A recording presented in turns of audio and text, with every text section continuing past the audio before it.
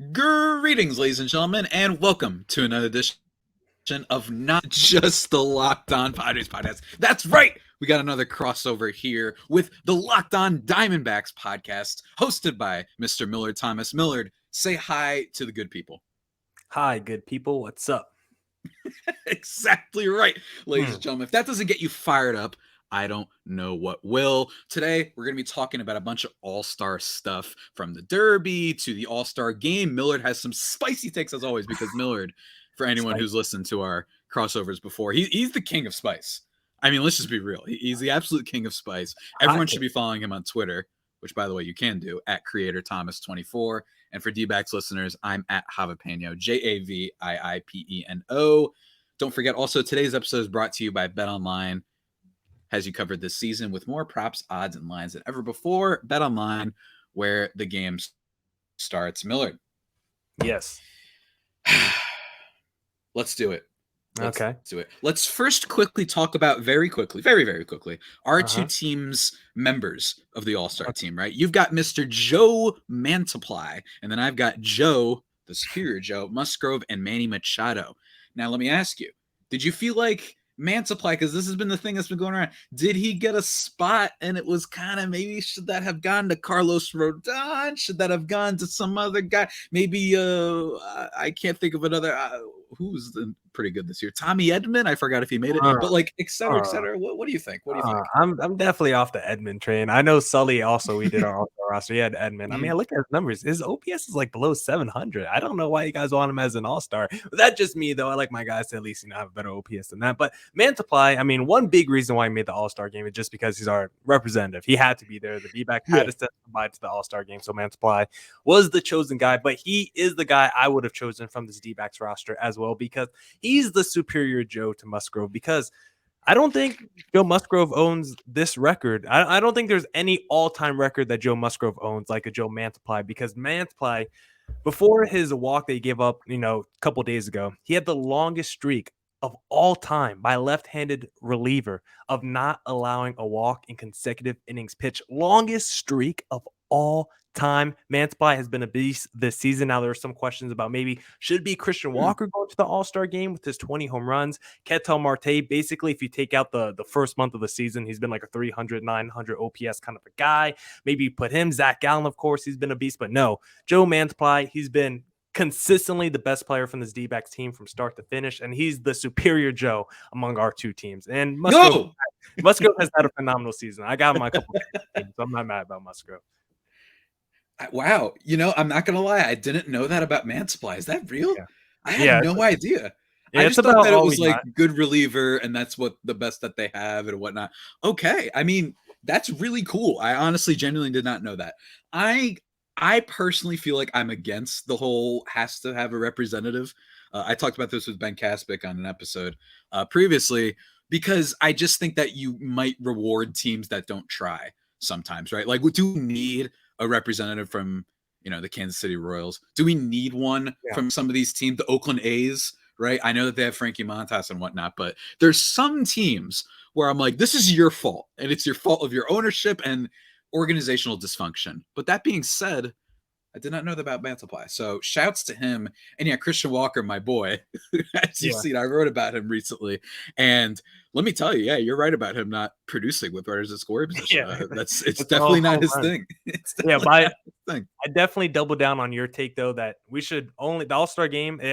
It should be entertainment purposes, but it's also like a legacy builder. Like, how many one-time or no-time All-Stars are there in the Hall of Fame? Like, there's like basically none, right? Like, you need All-Stars on your resume to eventually make the Hall of Fame. Like, the more All-Stars you have, the better player it probably shows. So I think we should just have the best players in the All-Star game. Now, you do want the best players to also be entertaining, because you do want it to be a fun product. But I don't, like you said, I don't need representatives from bad teams if they don't really have any good players. Like, there's honestly some teams in baseball where it's like, they you can make an all-star, argument for someone, but are they actually playing at like an all-star level? Probably not. So I do think the game should just be a collection of the best talent, and not just, hey, this team needs somebody, so let's go get that representative from that team that no one even cares about anyway, because it's Major League Baseball. And if you're not good, you're probably not getting talked about in the national conversation. Yeah, I feel that. And I just think that overall, all-star stuff, there's always going to be snubs right? Like it's funny because someone actually tweeted, a good buddy of mine, Daniel R. Epstein, on Twitter. He like tweeted, just so everybody knows, that all-star you're complaining about, he'll make it after someone else has to be pulled out for an injury or something like that. Like I feel like in the end, it's fun to complain about sometimes, and always the like that top tier snub, not like a say like a Tommy Edman, like we mentioned, right? Where it's like, okay, you can maybe or whatever, but like that Rodon and Ty France, right? Those seem like those are the top two. They end up usually kind of making it. You know what I'm saying? Like it's just one way or another, those guys end up making it in, even if it's not like the immediate, because someone has to pull out. For instance, Bryce Harper, he was in there. Jordan Alvarez, he was going to be in there. All these guys, and if I'm not mistaken, who's the other one that recently pulled out? I forgot who it was. They just got hurt. But anyway, someone like Ty France, I even thought should have been like a starter. I think you can make the argument for him to start at first base because I know Vlad Guerrero, he's going to get most of the fan vote, as he probably should, just because he's such a spectacle. And he's very popular. But if you look at just the raw numbers, like some numbers, your favorite stat, WRC plus, I think it had Ty France a better first baseman compared to Vlad Guerrero Jr. So I was using WRC plus a lot when I was using my all-star ballots. I was like, it's just the easiest way to just rank all these guys and just categorize it. I'm like, I don't even care if I believe in the stat that much. It's just the easiest ways to categorize it. So I think I was fair enough. Fair enough. That is the way. Look, look, I'm not gonna lie to you, Millard. Every now and then, when you want to get the engagement and something like that, I look up WOBA numbers, which I kind of get WOBA a little bit of the WOBA. Anything that says any stat that says expected in front of it, I just don't understand any of those. I don't understand the expected ERA, expected batting average. Just tell me what it is. What are you actually doing? What are you actually doing? Right? I don't care about what you're supposed to be doing, or if the sun was 5 degrees cooler that day, then you would have hit 3 more home runs. Like, I don't care about that. Did you hit the home runs or not? That's the only thing that matters to me at the end of the day. Fair enough, sir. Fair enough. Every now and then, like with WOBA, which I'm about to tweet like right now. It's just, I know people like stats. You know what I mean? WOBA's useful. It certainly is. These stats can be useful, but I get what you're saying. And also, though, I also agree with what you're saying about just like, the entertainment factor. And for me, that's usually how I vote for my all-star is that I usually don't go homer with it. I don't just vote Padres or just vote whatever team, that you're supposed to root for. I try to, if it's a giant discrepancy, then I'm like, all right, this guy's been amazing. That's who I want to see in the All-Star game. But if it's like, okay, let's say Manny Machado versus Nolan Arenado, right? Mm-hmm. Let's just pretend that those stats, remove the name from them for a second, right? And just pretend that Arenado stats, which are a little bit worse, probably at least significant enough worse, you're like, yeah, but that guy's more cool. I'm totally, let's say it's Jazz Chisholm, right? Mm-hmm. Jazz Chisholm is one of the more fun players to watch in baseball. So I don't mind people who are like, it's an all-star game, right? Yeah, it's like Vlad versus Ty France. Yeah, exactly. That was, I don't know why I didn't just use that comparison in general. We already talked about it. Dang it. But anyway, that's kind of how I feel about it. And when you just kind of take into the fact that it's an exhibition game, it's just for fun. I will say maybe there's an argument to be made about like the contract incentives, if that was a case where it's like, maybe this might be costing guys money and whatnot, and we have these fan schmucks that once upon a time voted the entire Kansas City Royals roster into the starting spot. Throwback there. We're going to be talking about some throwback stuff about All-Star in just a minute, by the way. And the Padres first baseman, who must not be named. Of course, never be named on this podcast. Can't name him. Can't name the ground ball gremlin, as you all know. That he probably made. How many all-stars has he been to? He's made a couple in his day, huh? He's a vet.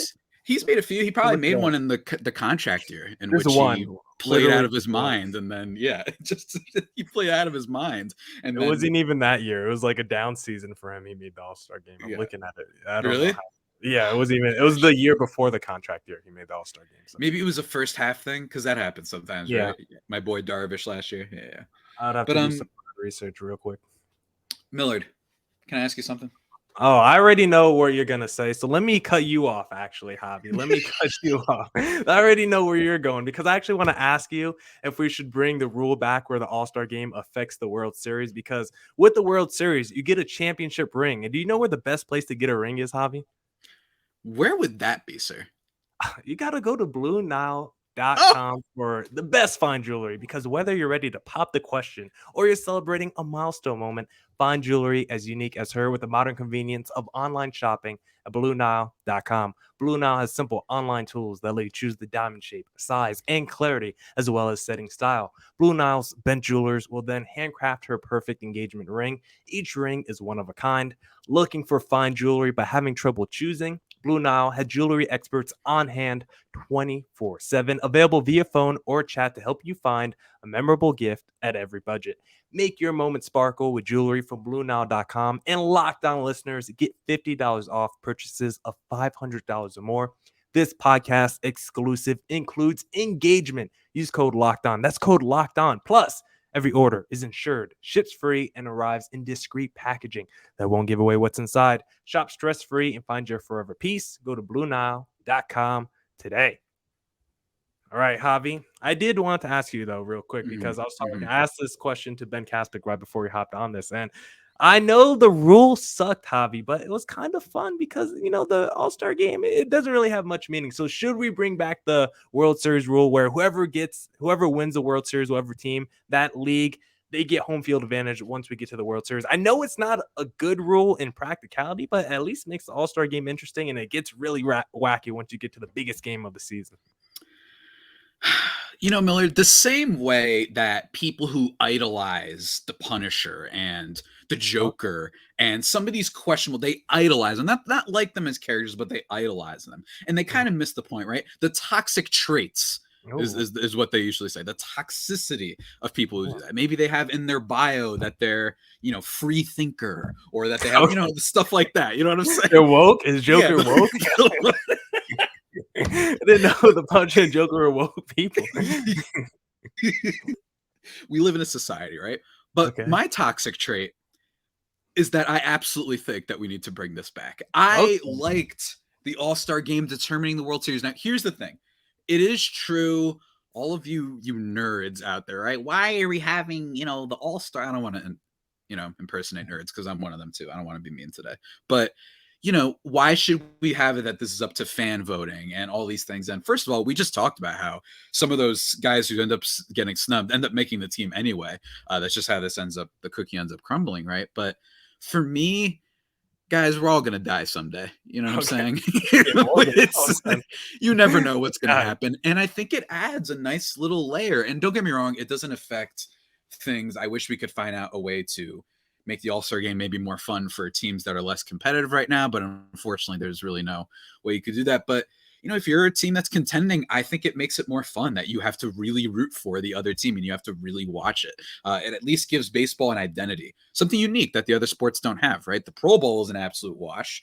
And the NBA All-Star game is, while it can be fun for a few minutes, if you've never watched it before, that's my take on the All-Star game. It's really fun when you watch it the first time. But then you're like, all right, nobody's playing defense here. What if in baseball, you're like, yeah, this thing matters? And some people might say, well, guys can get hurt. That is true, but in fairness, it is baseball, and it's a little bit different, and they do have reserves, and usually pitchers, they only go like one inning or something like that. So, and not to mention, if it does matter for the game, then them pitching well is like in their best interest, right? So I actually think that maybe it adds a little bit more, makes it more fun to the fans, and like I said, gives baseball its own thing that they can be proud of, right? There's not many cool different things that baseball has that like give it an up on other sports, even if people don't like this one. And also, as we've talked a lot before, and I've talked about on my podcast, baseball fans like to complain about everything, no matter what it is. We're going to talk about the home run derby soon. I remember people complaining about that. They're always complaining about something, and here's what's bad, here's what's this person on TV doesn't know this stat, right? Why did why don't you know what WOBA is, right? Like all these things, and they don't know all this, blah, blah, blah, blah, blah, blah. I like it when people who are different and fun are into the sport, and I like it when we have something that's just different for different sake sometimes, even if it sometimes a little bit weird, like the zombie runner and what have you. So I'm all for it.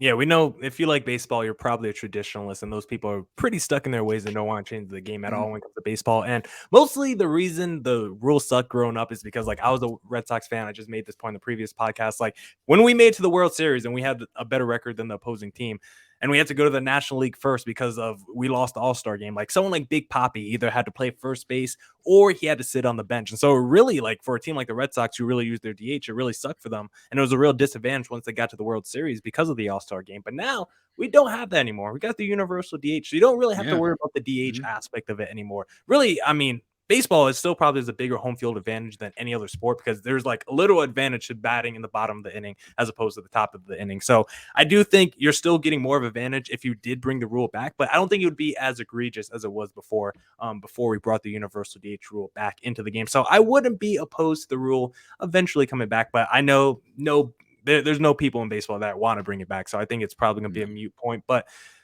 how about this, Javi? What if to make the All-Star game a little bit more spicy, a little bit more fun? Because I was telling you off there, it's boring to me. I don't even watch the MLB All-Star game. You could ask me. Whoa! Ask me who's won the last 10 All-Star games. I have no idea because they're boring. It's usually the American League for some reason. Yeah, by the way, American League always wins. It's kind of ridiculous. Yeah. And I want to know, like, because the games are usually not very high scoring. Like, if you get to 5 runs, you're probably going to win most of these All-Star games. Like, it's not a lot of runs usually historically. So I want to ask, like, should we just bring like aluminum bats into the game to make it more fun? Like, what should we do? Should we really actually use like maybe tennis balls instead of baseballs? Like, I'm just trying to see runs and offense, and that's all I want. I want to be there for entertainment. And there is a point where maybe it's too much. Like you talked about the NBA All-Star game, like those final scores like 180 to 195, and like no one cares because it just lobs and dunks every time. So there needs to be a point where like maybe you combine the rule but also bring in the aluminum bats and the tennis balls. I don't know, but I need to bring a little bit more fun and entertainment to the game because I'm not watching it as it currently stands.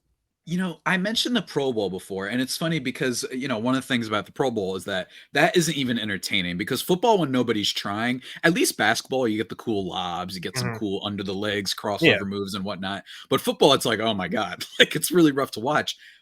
I've been a proponent of the idea for a while that you should have, it could be separate. It doesn't have to be the game. I know that you have to have a game because it says football/basketball/baseball, but have like you know, the NBA has its skills challenge, right? MLB, some people have talked about maybe we could do something about defense. Maybe it's a throwing challenge or whatnot. I think I agree with that we could have those type of things, outfield jumps, things that can measure defense, speeds, whatever.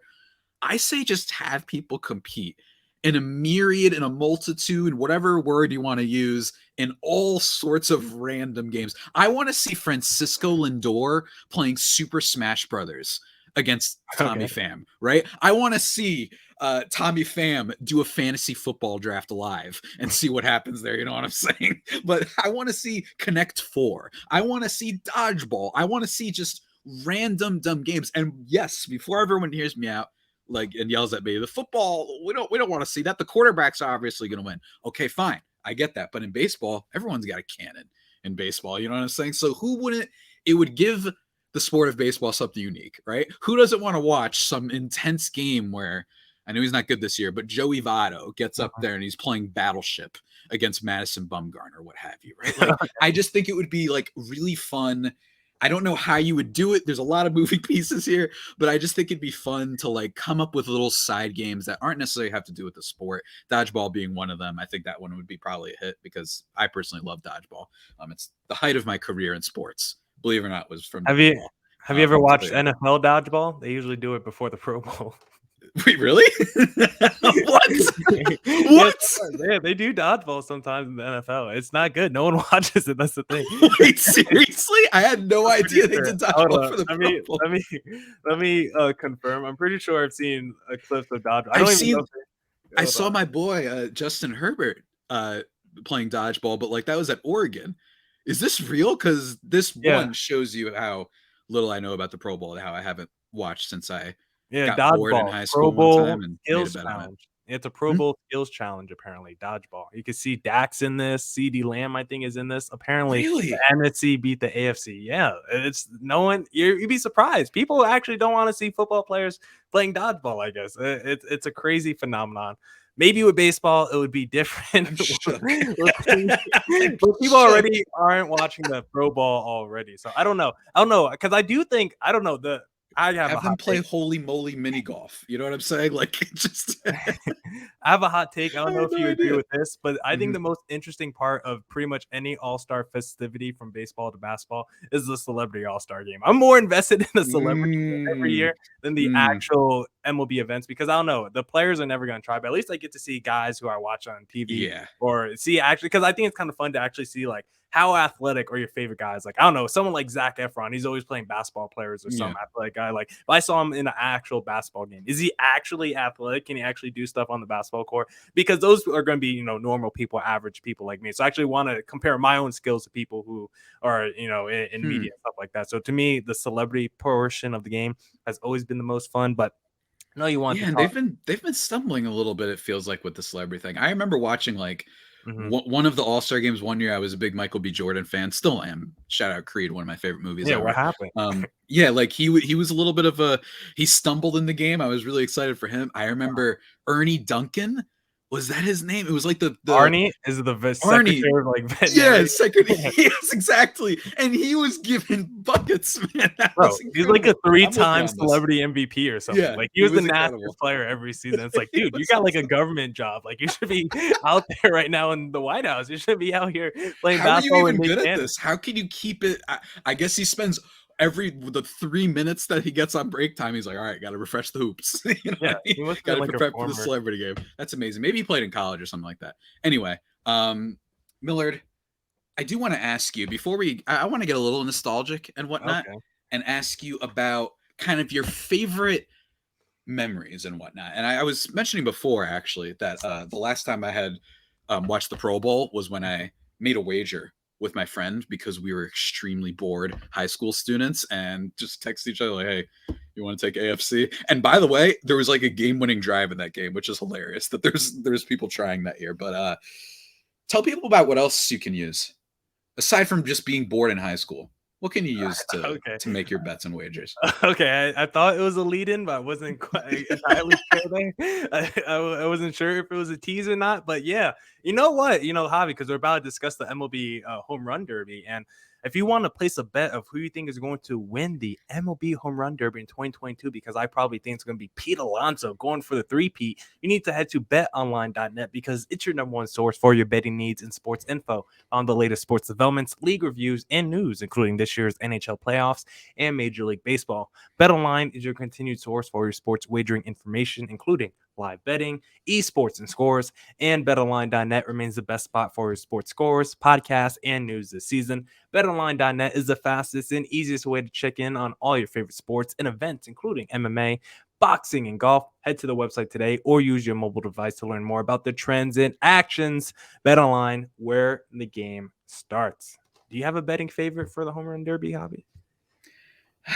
I think Soto might take this again. Mm. Or not take this again. I'm sorry. Pete Alonso won last year. Yeah, I got to go Pete Alonso. I changed my mind because anyone who's going up there bumping Mob Deep and Nas and Biggie and representing New York, as he said, I got to root for him. I'm hoping that the Polar Bear does it. But Soto was actually the villain of last year's Home Run Derby, which is what's funny because last year's Home Run Derby was probably the most anticipated one in a while. And I was going to ask you about favorite kind of all-star memories and what have you. And Soto was the villain last year because he beat out Shohei Ohtani, who everyone was watching because they were like, this is nuts. He's literally starting the game tomorrow as pitcher and he's hitting in the home run derby. And I think he got a little bit nervous and what have you. Then he came out swinging, but Soto ended up beating him. It was still really entertaining nonetheless. But I'm wondering, because that's a really big memory for me. Do you have any sort of like favorite memories from not just the home run derby, but all-star MLB all-star festivities in general? Yeah, that's a good question because I was saying earlier, I'm not a huge like MLB All Star festivity fan. Like literally, Mhm. it's like the celebrity All Star game is the one I usually gravitate toward. But I do probably have one memory because, like I said before, I grew up as a Red Sox fan. So the year, basically back to back years, 2010 and 2011 were probably the 2 years I watched because Big Papi won in 2010, and he was just an insane guy to watch. I mean, he is, of course, magnetic as a character. So to watch him in the MLB Home Run Derby with his persona and everything was fun. And then to see him try to repeated back-to-back years in 2011 with his teammate Adrian Gonzalez also performing in that home run derby. And Gonzalez had a pretty good year. He was runner-up, and Robinson Cano ended up winning it. And I think that home run derby is probably the one that sticks out in my mind the most, because I remember they both kind of went home run for home run in the final frame, and it was Robinson Cano's dad that was throwing him the ball and pitching him to the ball, and then seeing Cano with a walk-off home run basically to win it, and then his dad coming over to hug him. I think that's probably like literally the only home run all-star memory I have, but I did enjoy, and I think most of my memories pertaining toward All-Star Weekend is probably from the home run derby, even though as a product, like, we know they change it and format it pretty much like every season. It feels like they're always making it different. But I guess what is your go-to memory from the MLB All-Star game? Go-to memory for me, I think, and quote me if I'm wrong, wasn't Robinson Cano in the home run derby a second time, and it was like a notoriously bad showing? I could be making this up. Maybe it was someone from the American League. I can't remember who it was, but they hit like one home run, and it was just the ultimate bust. I don't remember who it was, but for me, I mean, you look back at the Josh Hamilton when he hit like, 56 bombs, and that was before the new rules and all that. Like, he just kept hitting them out and out and out, and it went on forever. I remember that moment, and I personally remember when I was validated of my love of Brett Gardner growing up. The one year he was an all-star. That was amazing. He was actually a really good player for most of his career, for the most part. I like Gardner. Yeah, he's pretty cool. He's one of my favorites. I have a signed ball and everything. That's my boy. Yeah, he's one of my favorites, man. Back from my Yankee days. Hey, get him on the pod one day. Jeter is one that I just remember being a thing, because I remember the buildup. I remember the hat tip commercial. It was for Nike. It was Michael Jordan shows up at the end. Billy Crystal, shout out When Harry Met Sally, great movie. Just watched that for the first time a few months ago. It cheers me up to this day. All sorts of people appearing in that. I remember the Jeter one being kind of a big deal, and I must say, I'm with you, man. MLB All-Star and All-Star in general, very rare that I think that you're going to get a truly memorable thing from this, for a variety of reasons, whether it just be, like we mentioned, in football, the game not being good, basketball, that the players don't try anymore. I'm not blaming that for them for that necessarily. And like you said, in baseball, just sometimes it's pretty low scoring, right? And it doesn't feel like it's as entertaining. You feel like also in baseball, one of the problems is that, unlike basketball, players have a little bit more of an identity, I think. And in baseball, especially for someone who usually, because this is how baseball works, it's a little bit more regional based. You know what I mean? Like my dad, for example, he's rooting for the Yankees. He doesn't know what the heck is going on with the Cardinals. He has no idea about any of these players. So it's hard for him to be like, oh, there's that guy. And oh yeah, Ty France was robbed. I don't think there's as much of a universal knowledge of all the all-stars outside of the people that are relevant to them for fans. So maybe that's why. But otherwise, yeah, that's kind of it for me. I remember there was this one year when Jacob DeGrom, was it that he hit Robinson Cano, and all the Yankees fans went crazy on Twitter because they were like, you're hurting our guy or something like that. Or maybe it was Matt Harvey back in the day. It was something, but Batman. Yeah, it might've been the Batman. It's just, I don't know.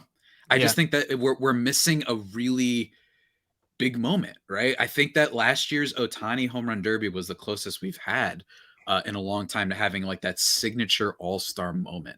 Maybe it'll happen soon. Maybe it'll be some stealing home plate to win the game or whatnot, but I'd like to have a cool all-star game, because it wasn't an exhibition game, but one game that had a wrinkle to it, the Field of Dreams game last year, that game was incredible. It ends on the Tim Anderson walk-off. I don't know if you remember that. It was an absolutely nutty game. I wish they'd make a Sandlot field, make all sorts of weird, make backyard baseball fields, like once a year, do a theme. Hey, if there's one takeaway from the podcast, I think baseball should just try to have something that's theirs. You know what I mean? Even if Field of Dreams is a movie that some people will debate on, whether it's got some white savior vibes, whether it's just old, and whether it's too cheesy and blah, blah, blah. I personally think it's a pretty solid movie. But, just find a thing that's yours, find a thing that's a little bit more unique and be like, yeah, we're going to use the field from Bad News Bears this year. Well, it's something different, right? So who knows? That's my long-winded way of saying all that I have to be said about the All-Star stuff. Yeah, what a response for one memory, but But you made a great point though about the identity issue and with resonating with players, because you would think it would be easier to resonate with players. They don't wear helmets. They're literally in front of the camera every single day. Like, we talk about the marketing issue in baseball. Like, you can see it. We see these guys every day, and yet we still don't know who they are. But I think an issue as to why there's not like a bigger following, like why last year felt so hyped up and there was such, so much hype going into it. Like, it's because we had someone named Shohei Ohtani in the game. And I don't think if Ohtani's in that game last year in the home run derby, I don't think it's as hyped up as maybe we think it is going into that. So there's got to be a way to duplicate Shohei Ohtani and get that following he has to more MLB stars, because I think that's the biggest issue. If these stars just don't have the following as opposed to NBA stars or NFL stars, like, people just aren't gravitating toward them as much. But do you think, how do you feel overall about like someone like Albert Pujols? Because you're talking about making the game unique. Like, I think that's actually like a fun little wrinkle. And I think having like a wild card player, like having your 5 or 6, absolute sluggers, your Vlad Guerreros, your Pete Alonsos, I think that's smart, having those 5 or 6 players. But then having just one wild card guy where it's like maybe a Miguel Cabrera, Albert Pujols, someone that's like an old wily veteran who maybe used to do it back in the day, but they're on the back line of their career. Or maybe it's someone like you said off the air, like Madison Bumgarner, a pitcher. A pitcher who's a pretty good hitter. I don't think it should be just anybody. Like, it shouldn't be like Carson Kelly off the D-backs. Like, oh, let's just throw him in the home run derby, see how he performs. Like, that wouldn't be interesting. It has to be someone with a little intrigue, someone that, I don't know. It has to be something that makes them different than other major league players. If it's like an old veteran guy or someone that typically doesn't hit. So I do think like a little wild card guy could be interesting in the home run derby. Like the all pitchers home run derby. Whoever gets the 5 wins. Like, honestly, I wouldn't even mind if it was like the freaking manager you made as the wild card. Let's get some random, like if it was like what's his name? Like Joe, if it was a Buck Showalter or something going up there to hit dingers. I feel like that'd be a pretty fun product to watch. Introduce a little anarchy, you know what I mean? I would be in favor. And back in the day, I remember Madison Bumgarner. And again, we're talking about all this innovation stuff, and I know that it's unlikely to come true. I mean, this is the same sport that, speaking of pitchers, just figured out. I think it was Baseball Barbecue did like a deep dive on this a while ago, like the best hitting pitchers like in a single season, like their OPS was like 560. Like, they just figured out that was the best ever, right? They just figured out the sport that you probably shouldn't have pitchers hitting. That if we think they're going to go out here and be like, Bob Melvin, you're going to go manage. What would be great is if we had one of these type of like home run derbies with the managers, or one of the guys that just got fired has to be in there. Something like that would be weird, right? It's like when Dwayne Casey, I think of the Raptors, won Coach of the Year and was fired or something like that. Yeah, that did happen. That was wild. He did accept his award while not being employed by someone, which is insane. So rough. But yeah, man, I think that the Pujols thing is fun. It adds a little bit of a wrinkle. I just fear that, like, we like the wrinkle idea, and I like the idea of Bumgarner, but I fear that this one, there's going to be intrigue for sure.